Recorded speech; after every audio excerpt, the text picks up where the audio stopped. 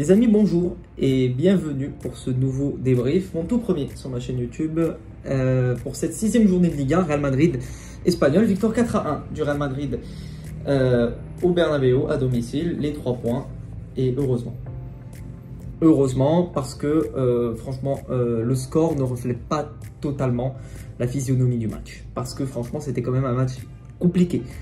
Ça pouvait limite être le type parfait du match piège, la définition parfaite du match piège. Tu encaisses le premier but, tu n'arrives pas à revenir parce qu'ils mettent le bus et tu finis ce match sur une défaite ou même un match nul en perdant 2 à 3 points. Mais heureusement, le Real a fait le job et j'aimerais qu'on revienne sur cette rencontre. Tout d'abord, j'aimerais revenir sur ce match d'Arda Güler. Arda Güler, il nous a pondu quand même un match de très haut niveau. Cette première mi-temps, elle est extraordinaire d'Arda Güler. Il est impactant, il est dribbleur, il est déstabilisateur sur son côté droit, parce que là, il était vraiment sur le côté droit.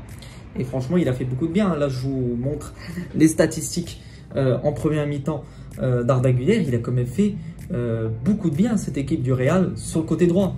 Parce que, je le rappelle, mais depuis le début de cette saison, le problème qu'on a observé, le problème qu'on a remarqué, c'est qu'il y a beaucoup trop de joueurs habitués à jouer sur le côté gauche. Donc, il y a un surnombre de joueurs sur ce côté gauche.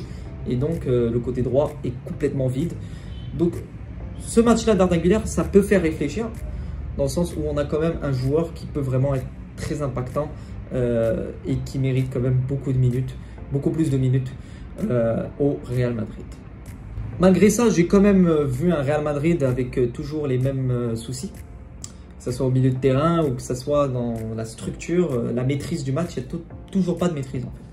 On n'arrive toujours pas à gagner avec une maîtrise totale du ballon, du tempo, une maîtrise des phases offensives. On n'arrive pas. On n'arrive toujours pas à avoir un match référence, un match où on se dit on a gagné 3-4-0, on a plié le match, on les a tués en fait. Non, on n'a toujours pas ce match, et peut-être que ce problème-là, finalement, vient du 4-3-3. Parce que on a quand même joué aujourd'hui en 4-3-3. Avec un Vinicius sur le banc, avec un Rodrigo à gauche, avec un Güler à droite, et Mbappé en pointe. Finalement, je pense que il faudra revenir à un 4-4-2. Quoi qu'il arrive, il y a un moment où, dans la saison où il faudra revenir dans le 4-4-2, on n'aura pas le choix. On n'aura pas le choix. Il y a un moment où ça va devenir vraiment très compliqué au milieu de terrain, surtout contre les grosses écuries. Parce que là, on va jouer l'Atlético de Madrid la semaine prochaine. On joue l'Atlético chez eux. Et je vous rappelle, j'ai pas besoin de vous rappeler ce qui s'est passé l'année dernière avec l'Atlético. Défaite 3-1 au premier derby en Liga et défaite 4-2 en Coupe d'Espagne. Donc ça va vraiment être un match très compliqué. Ça va être un match test pour le Real Madrid. Là, on pourra vraiment voir le vrai niveau du Real Madrid. Mais bon, il y a encore le temps. J'aimerais revenir aussi sur le match de Rodrigo. Rodrigo sur le côté gauche, il faudra se poser les bonnes questions. Vous avez vu son match? Est-ce que vous avez vu le match de Rodrigo? Le match de Rodrigo là sur le côté gauche, ça n'a rien à voir avec les autres matchs qu'il faisait sur le côté droit. Donc là, on comprend que Rodrigo sur le côté gauche, c'est quand même quelque chose. Les combinaisons qu'il a eues avec Bellingham, avec Bellingham et Mbappé, il y a eu vraiment une très bonne connexion entre ces 3 joueurs-là. Et ce dont je suis content, c'est que Carlo Ancelotti envoie quand même un message.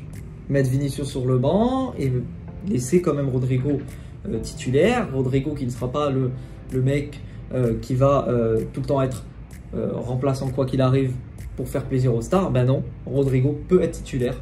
Rodrigo peut démarrer des rencontres avec des stars sur le banc. Maintenant, j'aimerais revenir sur le match de 3 joueurs. 3 joueurs qui m'ont quand même assez déçu. Et c'est mon avis. C'est mon avis. Faites-en ce que vous voulez. Valverde.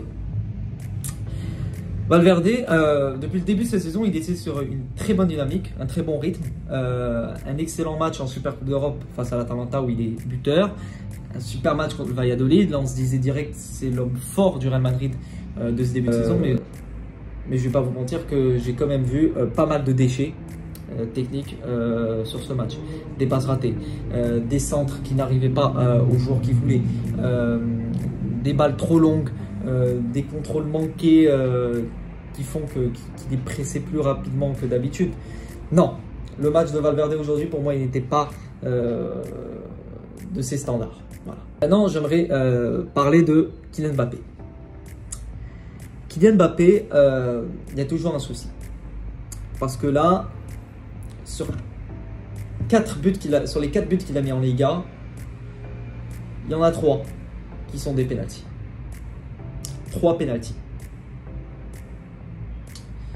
Donc, enlevons ces pénaltys. Il a mis combien de buts dans le jeu? 2. Ça va devenir compliqué. Parce que tu n'auras pas, pendant toute la saison, 20-30 pénaltys. C'est pas possible. C'est pas possible. Il y a un moment où il devra quand même montrer beaucoup plus. Parce que j'ai vu quand même un Kylian Mbappé aujourd'hui qui était trop mou, qui n'arrivait pas à réaliser les gestes qu'il voulait. C'était vraiment un très mauvais match pour Kylian Mbappé, malgré qu'il soit buteur, et je le redis encore. Il est trop mou sur ses actions, trop lent, il n'arrive pas à réaliser les gestes qu'il souhaite. Il y avait une reprise de volée où il fait contrôle, puis reprise, la reprise elle part dans les tribunes.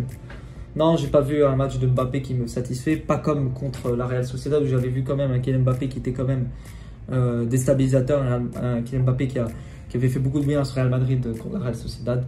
Mais bon, on verra contre l'Atlético de Madrid qui sera, et je le répète, le meilleur test pour le Real Madrid de ce début de saison pour voir si le Real Madrid est vraiment à la hauteur contre les grosses écuries. J'aimerais revenir sur l'entrée de Vinicius.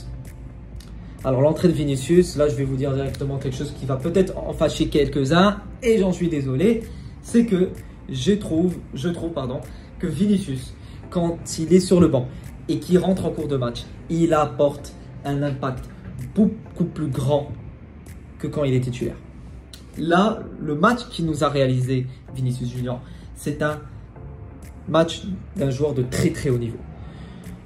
Quel extérieur du pied exceptionnel, l'extérieur du pied exceptionnel. Ça me rappelle un peu, pour ceux qui s'en rappellent, l'extérieur du pied qu'il avait donné à Karim Benzema face à Al Hilal en finale de Coupe du Monde des clubs. Et Vinicius buteur aussi. Mbappé passeur et buteur aussi. Voilà, Vinicius il fait une superbe entrée en jeu, il était en jambes, il a fait le match qu'il fallait. Et moi, ce que j'aimerais voir de Vinicius, c'est un Vinicius qui est concentré de A à Z sur son match. Parce que au moment où Vinicius commence à se déconcentrer, à être déstabilisé par les erreurs arbitrales, les sifflets contre lui, tout ça l'impacte émotionnellement et il doit travailler ça. Parce que c'est le seul problème avec Vinicius Junior, c'est que c'est un génie du football, c'est un très grand joueur, futur ballon d'or, on espère. Mais il a encore ce côté émotionnel qui le tracasse et qui peut lui faire rater des matchs, qui peut lui faire le faire sortir de ses matchs. Et c'est dangereux en fait pour la suite de sa saison de cette année et pour la suite de sa carrière au Real Madrid. Voilà, j'ai parlé globalement de ce match. Voilà, victoire, on prend les 3 points. Il fallait d'ailleurs prendre les 3 points parce que demain, le FC Barcelone joue contre Villarreal. Un match où ils peuvent perdre des points comme ils peuvent ne pas en perdre. Mais il fallait quand même gagner ce match pour ne pas dépendre du FC Barcelone. Parce que pour moi, si on avait fait match nul ou perdu ce match, je vous le dis directement, on ne serait pas revenu. Voilà, ne rêvez pas, on aurait 6-7 points d'écart et le Barça est trop fort à ce jeu. Tu ne peux pas rivaliser avec Barcelone avec un si grand écart. Là, au moins, on réduit l'écart à 1 point jusqu'à demain. On verra ce qui va se passer. Mais le Real doit continuer sur cette dynamique, cette série de victoires, parce que maintenant, ils sont obligés en fait. Ils n'ont plus le droit à la moindre erreur. S'ils font un faux pas, je vous jure que ça va être fini, c'est finito la Liga. Vous pouvez dire adieu à la Liga au prochain faux pas. Et j'espère qu'il n'y en aura pas. Alors ce que j'espère voir pour les prochains matchs, j'aimerais quand même revoir le 4-4-2. J'aimerais quand même revoir le 4-4-2 parce que sur ce match, on a quand même joué en 4-3-3 avec un Rodrigo à gauche, un Mbappé en pointe et un Güler à droite. Et on a vu toujours le même problème au milieu de terrain. Ce milieu de terrain qui n'est pas assez condensé, qui n'est pas assez chargé, j'ai envie de dire. Ben, j'aimerais quand même voir un match en 4-4-2 losange. Et pourquoi pas le prochain match qui est mardi face au Deportivo Alavés. Moi, je pense que ça serait un test important pour voir si le 4-4-2 pourrait fonctionner et pourrait nous sauver. Voilà, je vous dis. J'espère que cette vidéo, ce débrief vous aura plu. N'hésitez pas à me dire en commentaire ce que vous avez pensé du match, ce que vous pensez du Real Madrid. Et n'hésitez pas à me poser des questions parce que je pourrais faire une vidéo prochainement. Et je pourrais même faire des vidéos prochainement sur les questions que vous me posez. Je peux faire une vidéo sur une question et pouvoir la développer et l'enrichir d'idées. Voilà, à la Madrid, y nada más. Les amis, j'ai oublié de parler d'Hendrick. J'ai complètement oublié de parler d'Hendrick. Mais c'est qui ce fou? C'est qui? C'est quoi ce joueur? Il rentre, il fait quelque chose. Ça me rappelle exactement les entrées d'Arda Güler. L'année dernière, il rentre, il y a un coup de génie. Est-ce que vous vous rendez compte de l'intelligence qu'il a de ne pas tomber jusqu'à atteindre la surface pour gratter son penalty? Franchement, Hendrick, il faut lui donner beaucoup plus de temps de jeu. Il mérite beaucoup plus de temps de jeu. On ne peut pas lui donner 5-6 minutes. C'est pas suffisant pour faire grandir un joueur. Donc voilà, j'espère que l'entraîneur Carlo Ancelotti, lui donnera plus de minutes. Mais franchement, match, entrée excellente d'Hendrick.